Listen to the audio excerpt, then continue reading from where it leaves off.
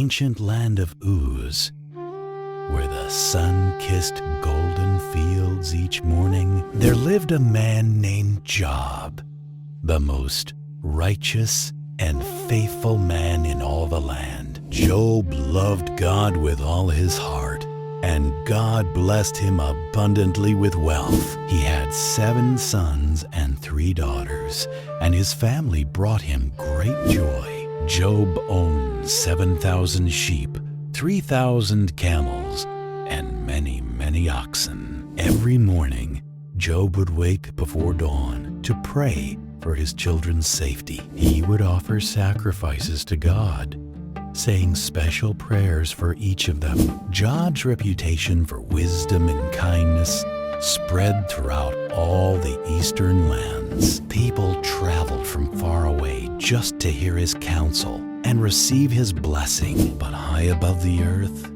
in the courts of heaven, something was about to happen.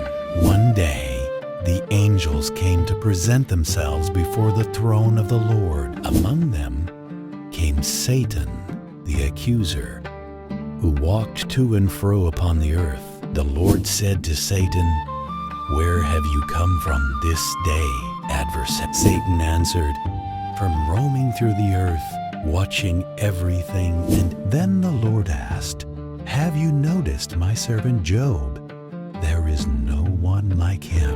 He is blameless and upright, a man who fears God and turns away from it." Satan scoffed and replied with a challenge that echoed through the heavenly halls. Does Job fear God for nothing?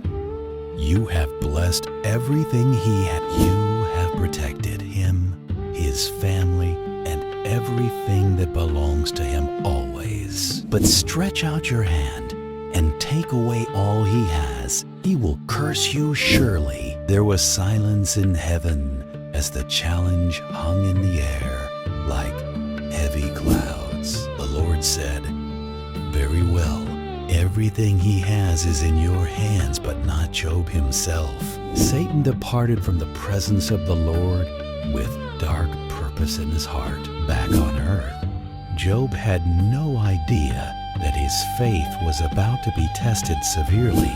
One peaceful afternoon, as Job rested in the shade of his favorite olive tree, a servant came running toward him, his clothes torn and his face full of terror. "Master Job!"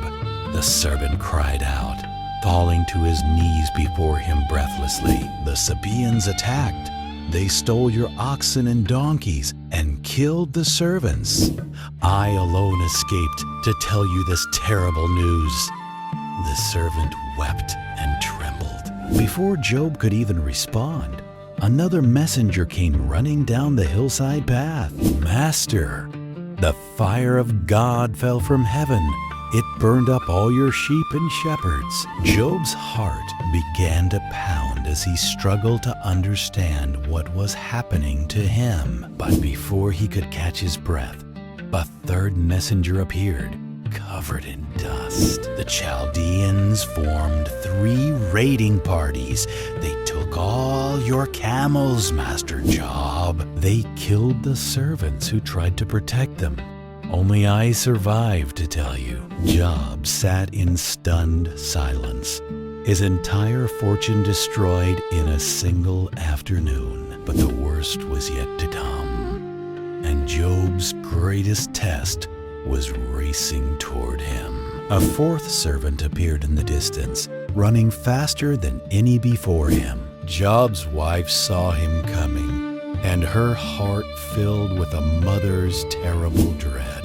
The messenger fell at Job's feet, barely able to speak through his sobbing tears. "Your children, they were all together, feasting in your oldest son's house." A mighty wind came from the desert and struck the 4 corners of the house. It fell on them all. I alone escaped to tell you.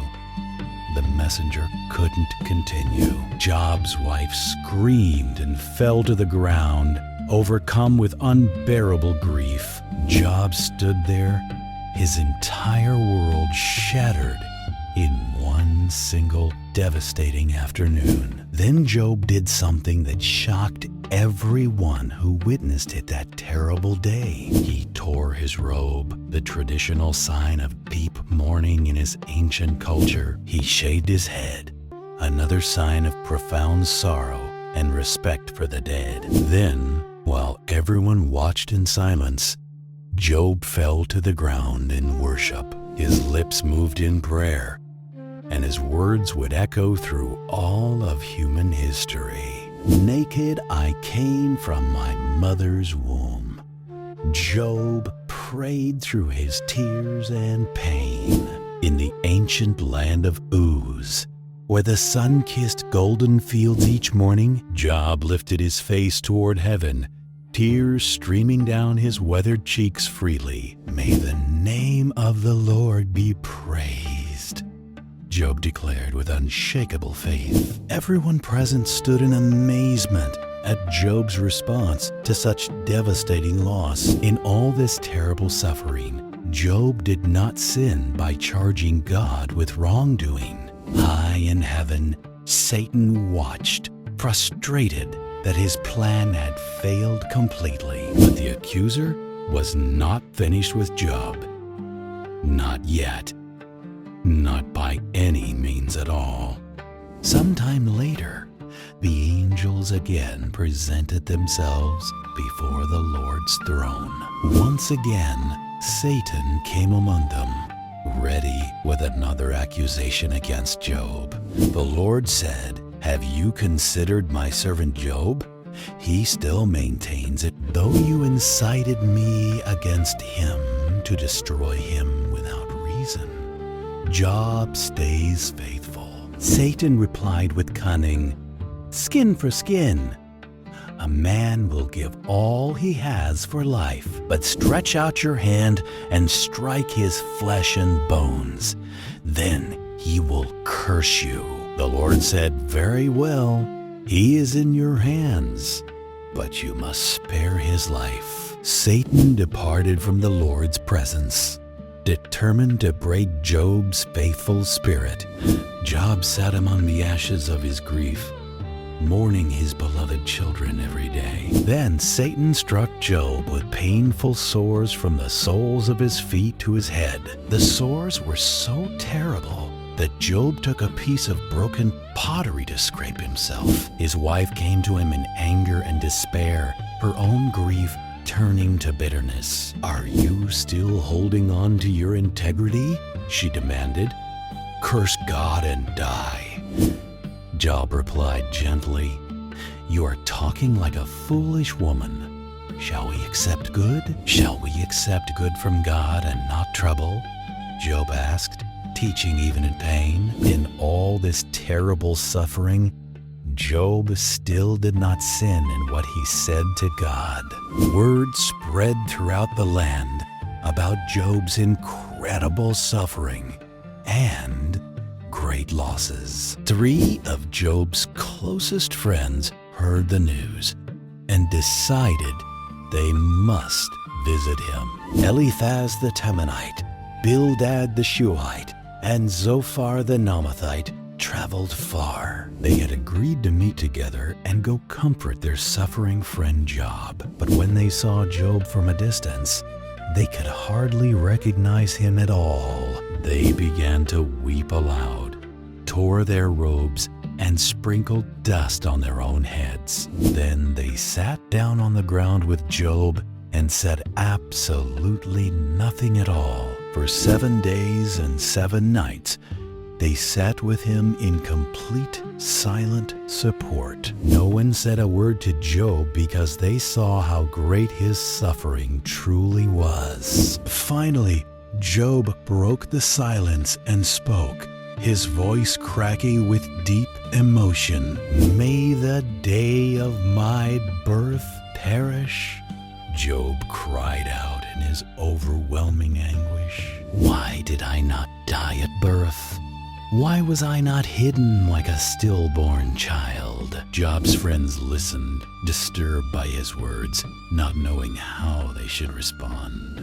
"Why is light given to those in misery, and life to the bitter of soul. Then Eliphaz the Temanite spoke up, trying to help but missing Job's true pain. Consider now, who, being innocent, has ever perished?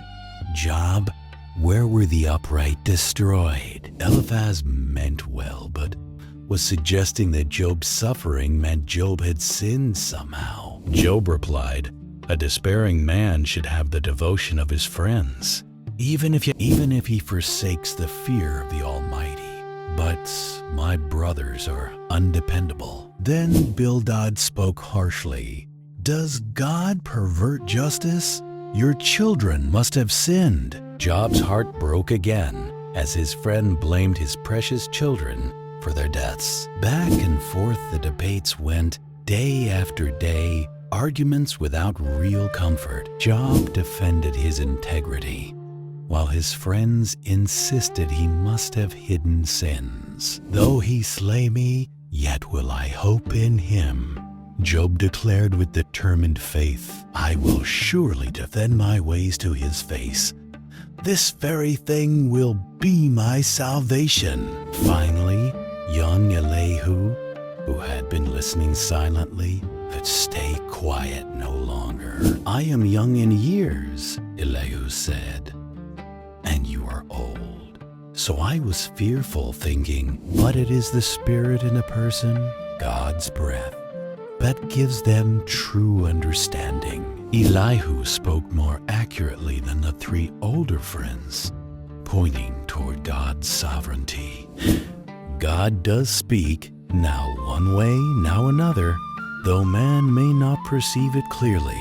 Then something happened that none of them expected in any way, shape, or form. Dark clouds began to gather overhead, swirling in a mighty, powerful whirlwind formation. Thunder rumbled and the ground trembled as the Lord spoke from the storm itself. Who is this that darkens my counsel with words without knowledge?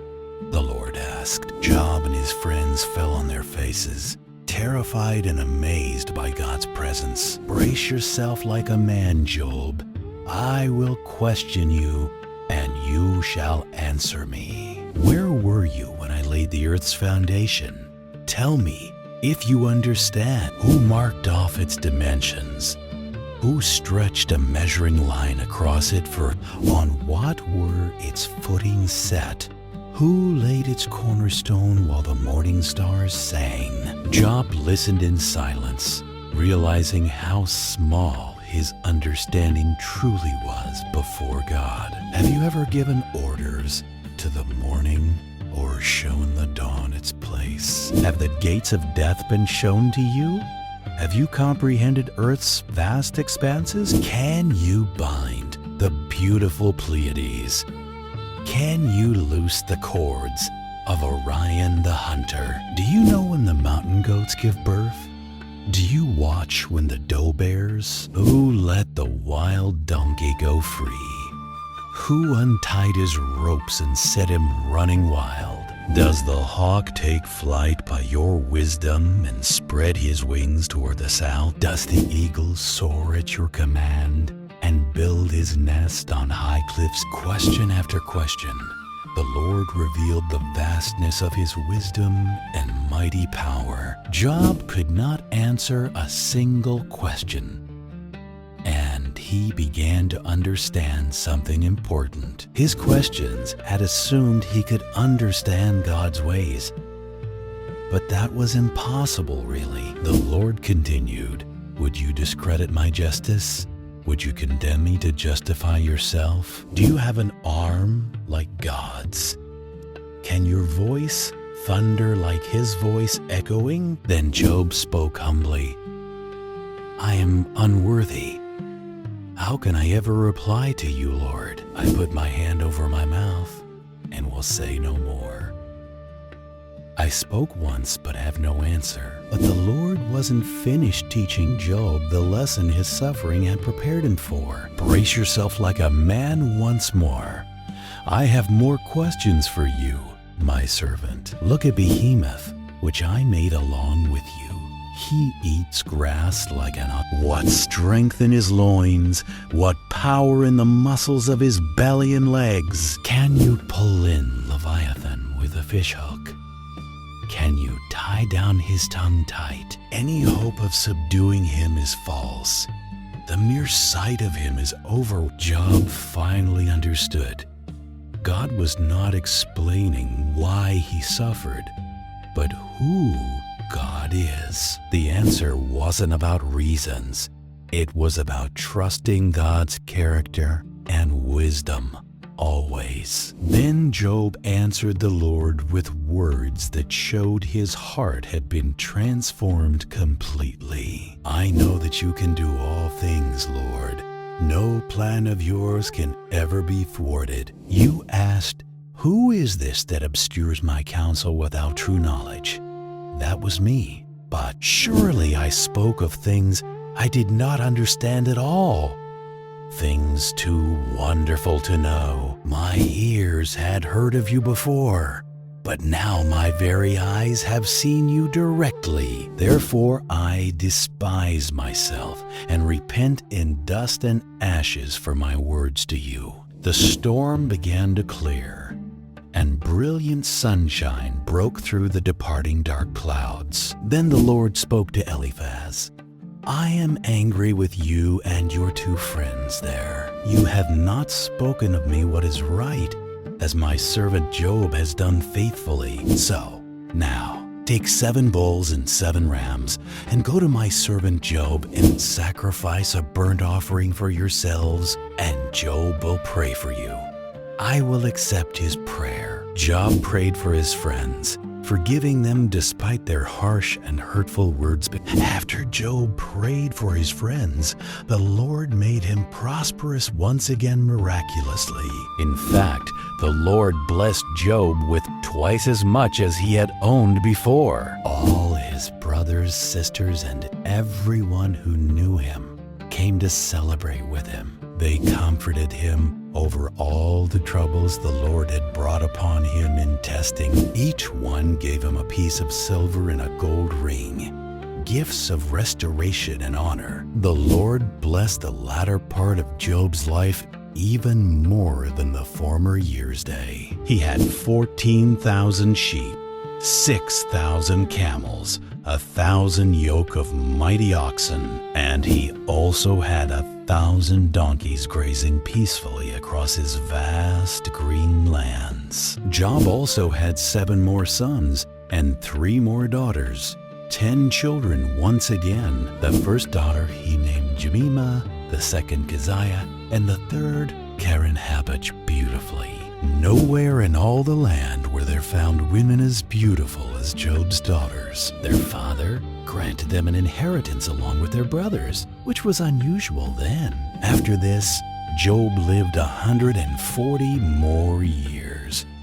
Seeing 4 generations born, he saw his children, and their children, and their children after them, great-grandchildren, multiplying. And so Job died, an old man and full of days, blessed beyond all measure. Job's story teaches us that suffering doesn't always mean we have done something wrong. Sometimes God allows trials to strengthen our faith and deepen our relationship with Him.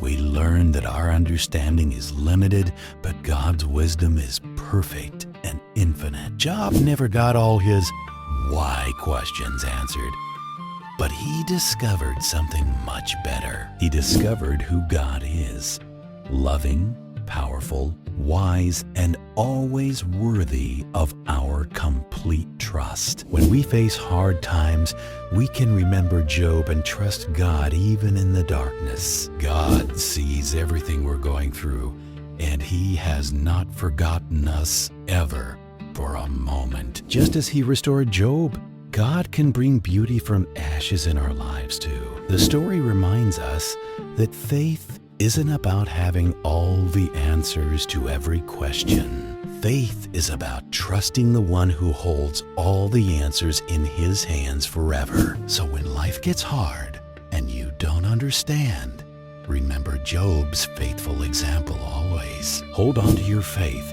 keep praying, and trust that God knows what He's doing. He is always good, always loving, and His plans for us are always perfect.